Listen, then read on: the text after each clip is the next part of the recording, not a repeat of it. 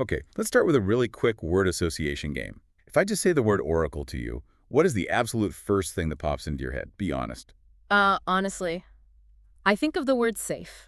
Or, maybe old school. Right, old school. Yeah, it's the software that runs the payroll at a massive bank or tracks Uh, inventory for a major airline. It's basically the beige wall paint of the tech world. It's totally necessary, it's reliable, but you aren't exactly inviting your friends over to watch it dry. exactly. It is the very definition of the old guard. Actually, in Turkey, they have a phrase for them, Olgun Yazılım Devi, which literally translates to the mature software giant. And it sounds dignified, but also just a little bit dusty. A mature software giant. Yeah, it sounds like a company that just pays a steady dividend, doesn't cause any drama, and goes to bed at 9 p.m. Right. But here's the massive contradiction we really need to unpack today. Yeah. Because as we sit here, it is Wednesday, February 25th, 2026, and that dusty, mature company has gone completely rogue. Oh, completely. Oracle is currently behaving like this chaotic, high-stakes startup that is just burning cash at a rate that is, frankly, terrifying. It really is a complete personality transplant. They are building what might be the absolute most powerful AI infrastructure on the planet right now. Yeah. They're trying to muscle their way into the elite club with Amazon and Microsoft. Yeah. But if you look at their stock chart over the last few months, It looks like a crime scene. it is violent. The stock has crashed a staggering 55% from its peak back in September 2025. Cut in half. More than half. So that is our mission for this deep dive today. Yeah. We have a massive stack of financial reports, technical specs on some crazy supercomputers, and a lot of very nervous analyst notes. Mm-hmm. We need to figure out how a company can be doing something so revolutionary and getting punished so incredibly hard for it at the exact same time. Right. Is this the opportunity of a lifetime? Or is Oracle just walking off a cliff? Exactly. So let's strip this all down. First, we really need to look at this quote-unquote new Oracle, because this isn't just about selling database licenses to banks anymore, is it? No, not at all. That legacy business model is effectively on autopilot now. What Oracle is doing today is pivoting, and pivoting aggressively, to become a hyperscale infrastructure builder. Okay, hyperscale. Unpack that for a second. Sure, so you really have to understand the broader landscape. For the last 10 years or so, Amazon, AWS, and Microsoft Azure, they built the roads and the highways of the internet. That was the cloud boom. And Oracle, frankly, they realized they relate to that party. Missed the boat. Pretty much. So instead of trying to build more generic roads, they decided to build Formula One tracks specifically designed for high-performance AI. I saw a really interesting quote from management in the reports we were looking at. They described this current phase as a capacity-constrained hypergrowth period, which to me just sounds like corporate jargon for we have customers throwing billions at us, and we literally cannot pour the concrete fast enough to take it. That is exactly what it means. They are basically planting flags all over the globe to be the critical capacity provider for the absolute heavy hitters. We're talking OpenAI, NVIDIA, Meta. The ones who need the most juice. Right. These companies are starving for raw compute power, and Oracle is standing there saying, hey, we will build the biggest table in the world for you to eat at. Let's talk about that table then, because Yeah. the specs on this OCI supercluster thing they are building are just, they're absurd. It is the absolute crown jewel of their whole strategy right now. We are talking about an upcoming availability of a supercluster that boasts up to 131,072 NVIDIA GPUs. Okay, wait, pause right there. Over 131,000 GPUs in one cluster. Yeah. For the listener out there who maybe doesn't live inside a server room, put that into perspective. Is that a lot? It is monstrous. It is arguably the largest AI supercomputer in the cloud, period. Just to give you an idea, most high-end clusters operate with a tiny fraction of that number. Wow. But it's not just about, buying a bunch of chips and stacking them up like Legos. This is where the partnership with NVIDIA gets really, really interesting. Right, because it's not a standard vendor-client thing, is it? Where Oracle just buys the hardware and plugs it into the wall. Exactly. It's a very deep integration. They are actually embedding NVIDIA's AI enterprise software directly into Oracle's cloud infrastructure, the OCI. Fusing the hardware and the software. Yes. Think of it this way. Usually, if you buy a computer, you have to turn it on, install the operating system, download the drivers, all that stuff to make it work for your specific task. What Oracle is doing is building the massive data center with the AI nervous system already fused right into the sheet metal. So totally plug and play for the companies building the smartest AI models on Earth. They just show up and start training. Precisely. And they are already taking massive orders for the new NVIDIA Blackwell Ultra GPUs. And look, these aren't the graphics cards you put in a gaming PC. Not playing video games on these. No, these specific chips are estimated to offer something like 50 times the revenue opportunity for AI factories compared to previous generations. 50 times. Because they handle the training of these massive complex models so much faster. So, okay, they are basically building the factory floor for the next industrial revolution. But this brings us to the really big question. What are they actually building inside that factory? Because I keep seeing this specific buzzword popping up in all the early 2026 reports. Agentic AI. Oh, yes. And this is probably the most important concept for you, the listener, to grasp today. Because if you are still thinking of AI as just a chatbot, Like ChatGPT back in, what, 2023? right, where you type a prompt, you ask it a question, and it writes you a polite email or a poem, if that's your view of AI, you are living in the past. Guilty as charged, honestly. I still use it to draft polite emails to my landlord when the sink breaks. And that's fine, but that is what we call passive AI. It waits for you to tell it what to do.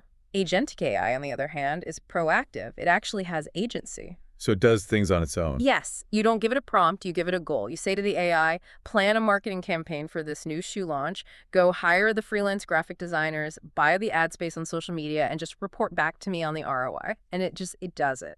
It actually executes the steps. It iterates. If it hits a roadblock, like a corporate credit card gets declined or a freelancer cancels at the last minute, it doesn't just stop and wait for you. It finds a way around the problem. That is wild. Yeah. It's basically the difference between having an intern that you have to micromanage every 5 minutes and a senior project manager who you can just trust to get the job completely done. That is the perfect analogy. And the timeline the data lays out for this is fascinating.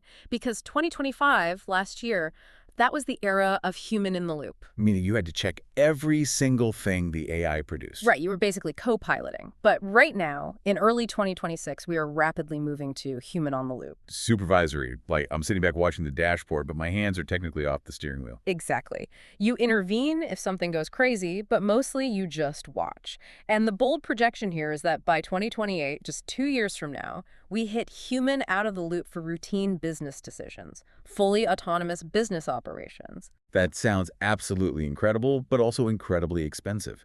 Which makes me wonder, is there actual real-world money in this right now? Or is this all just hype and science fiction designed to sell servers?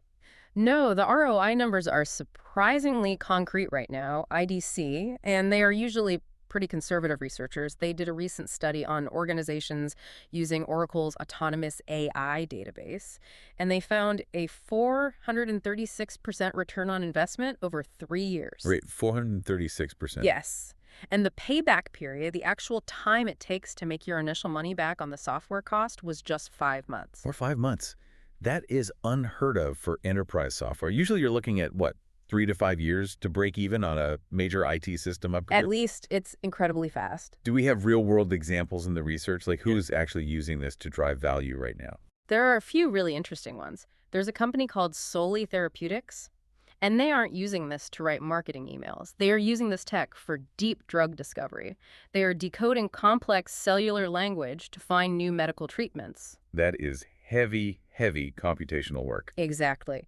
And then on the other end of the spectrum, there's a company called Dewey Vision, which is using it for total video editing automation. So everything from curing complex diseases to editing movies. Yep. But the real driving force behind this massive enterprise adoption isn't just that it's cool tech, it's brutal efficiency. The phrase that just keeps coming up in these 2026 reports, and it's a bit chilling if you really stop and think about it, is decoupling revenue from headcount. Decoupling revenue from headcount, which sounds fantastic if you're an investor and absolutely terrifying if you're an employee. That is the stark reality of agentic AI. In the past, if a company wanted to grow its revenue significantly, it had to hire more people, more sales reps, more managers, more IT staff. There was a linear, direct link between growth and jobs. One human managed one specific task. Right. But very soon, one human will manage 100 AI agents. That allows for non-linear explosive scaling without expanding payroll. Okay, let's pause and unpack all of this, because you have a company, Oracle, building the biggest supercomputer on Earth. They are the engine for a product, agentic AI, that literally pays for itself in 5 months and allows huge corporations to scale infinitely without hiring new staff. By all normal market logic, this sounds like the greatest stock pick in the history of Wall Street. It really does, doesn't it? So why, as of today, February 25th, 2026, has the stock crashed 55%? Why are Wall Street investors fleeing the scene like the building is actually on fire? Well, welcome to the Valley of Death. The Valley of Death, that sounds ominous. It is the great paradox of high-growth infrastructure. To build that beautiful automated future we just described, you have to spend a truly unimaginable amount of money today. You have to cross this deep, terrifying financial valley before you can reach the mountain of cash on the other side. Let's look at the checkbook then. How much are they actually spending to cross this valley? It's shocking. Oracle's capital expenditures, their CapEx, which is the hard cash spent on building physical things like those giant data centers and buying those expensive NVIDIA chips. Right. That number jumped from $6.3 billion to $20.5 billion, and that is just in the first half of fiscal 2026. Wait, they basically tripled their spending, over $20 billion in just 6 months. Essentially, yes. And when you spend $20 billion in hard cash that quickly, it does something very nasty to your corporate balance sheet. Oracle's free cash flow, which is a metric they are historically famous for having just mountains of, has flipped deeply, deeply negative. We're talking negative $13 billion. Negative $13 billion. So they are just aggressively burning cash. They are burning the furniture to keep the data centers running. And investors, particularly the older, more conservative ones who held Oracle stock for its steady, boring, safe dividends, they are looking at that negative $13 billion and they are panicking. They see all this money going out the back door, but they don't see it coming in the front door yet. But wait a second, didn't I read in the deep dive sources about a massive backlog? Like, didn't they sign huge multi-year contracts with all these AI companies? You did, and this is the second major reason for the crash. It's a bit technical, but it is absolutely crucial. It's called a revenue lag or a duration mismatch. Yes, Oracle does have a massive backlog of signed contracts. It's called their remaining performance obligations, or RPO, and that backlog totals $523 billion. $500 billion. Okay, that should be more than enough to calm anyone down. Why does negative cash flow even matter if you literally have $500 billion locked in a vault coming your way? Because of the timing. Here's the big catch. Out of that $500 billion, only about 10% of that money will actually be recognized as revenue in the next 12 months. Ouch. Oh, I see the problem. Exactly. Think of it like building a massive skyscraper. You have to pay for the raw steel, the concrete, the heavy machinery, and the construction workers right now, today. You have to write those checks. But the tenants who sign leases, they aren't going to start paying you rent until the building is completely finished, the lights are on, and they actually move their desks in, which might be 3-4 years from now. So they are spending tens of billions today to build out these servers for OpenAI and Meta, but they won't get the bulk of that $500 billion cash pile back for years. It's just a classic brutal cash crunch. Precisely. And to pay for that skyscraper in the meantime, since they've burned through their own cash reserves, they have to do something else that investors absolutely hate. Let me guess. Borrowing a ton of money. Borrowing and selling. This is the third pillar of why the stock crashed. Dilution and debt. To plug that massive funding gap, Oracle had to formalize a $45 to $50 billion funding program for 2026. $50 billion. That is literally the GDP of a small country, just to keep the lights on while they build. It is. And it's not just taking out bank loans. They are actually selling up to $20 billion in common stock. Which dilutes the existing shareholders. Exactly. If you owned a slice of the Oracle pie, your slice just got materially smaller because management baked more pie to sell to someone else to raise cash. Plus, their total debt burden is already hovering around $108 billion. Wow. So you combine massive share dilution, mounting corporate debt, and deeply negative cash flow. That is just a toxic cocktail for any stock price in the short term. It really is a bet the company moment for them. They are burning the boats on the shore. There is absolutely no turning back to just safely selling database licenses to airlines. No, they are all in. And that brings us perfectly to the market sentiment right now, because Wall Street is a fierce battleground right now between the bears and the bulls on this exact issue. Let's start with the bears, the pessimists. Aside from the massive debt we just talked about, what are they most afraid of? In a word, execution risk. The fear is incredibly simple. What if something goes wrong? From a technical trading standpoint, the analysis shows the stock is really struggling to hold the support level around $132 to $135. And analysts warn that if it breaks that floor, the stock could easily slide all the way down to 120. And in the real world, what constitutes something actually going wrong for Oracle? Well, think about the clients. What if Oracle builds these incredible, expensive data centers, but the customers delay their payments? Remember, a lot of the companies driving this AI boom are startups, or they are companies highly dependent on venture capital money continuing to flow. What if the AI bubble bursts? What if OpenAI or some of these massive tech firms can't actually make good on that $500 billion backlog? Oh man, if the customers default or even just delay, Mhm. Oracle is left holding the bag. They'd just have a bunch of empty, insanely expensive data centers and $108 billion in debt. Exactly. When you have negative $13 billion in free cash flow, you have zero margin for error, none.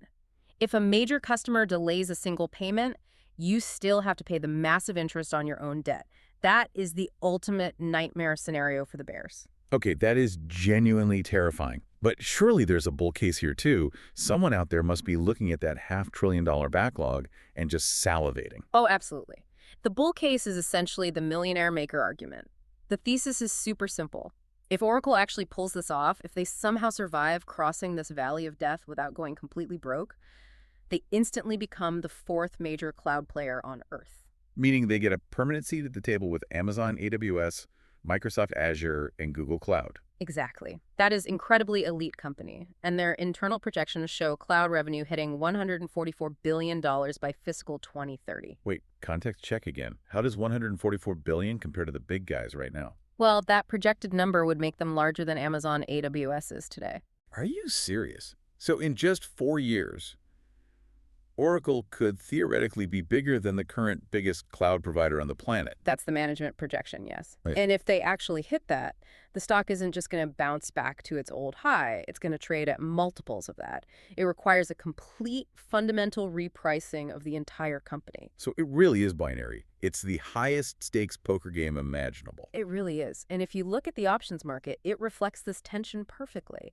You see lots of investors buying put options, which are bets that the stock will crash further around the 150 to 180 range as insurance.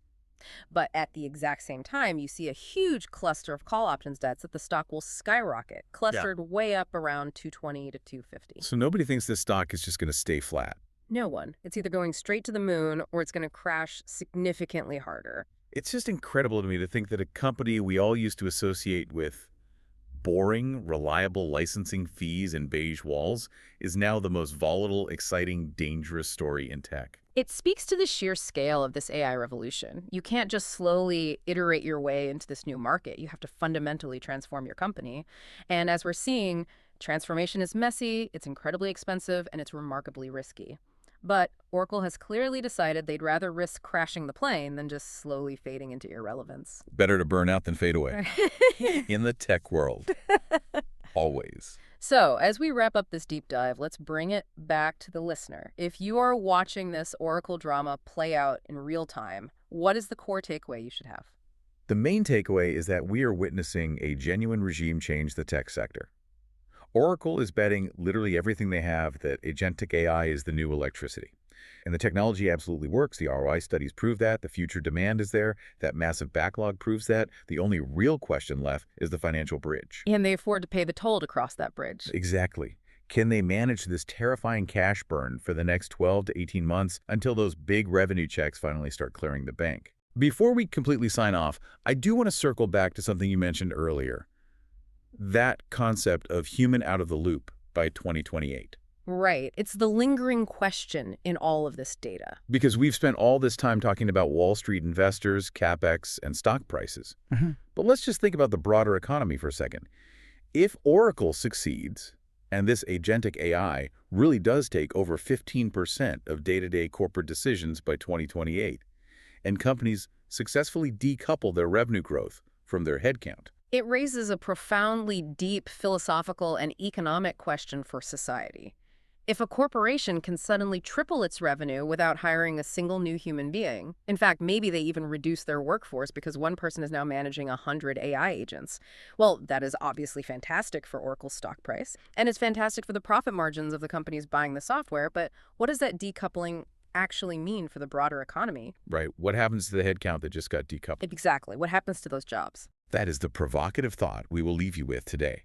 The technology driving this shift is genuinely fascinating, but the societal ripples of it all might end up being the biggest story of the decade. Indeed. We are watching the fundamental gears of the global economy shift in real time. Absolutely. For now, keep your eyes on that $132 stock price level. If it holds, the dream of the fourth cloud giant is very much alive. If it breaks well, it's going to be a very bumpy ride down for everyone involved. Buckle up. Thanks for joining us on this deep dive. We will catch you on the next one.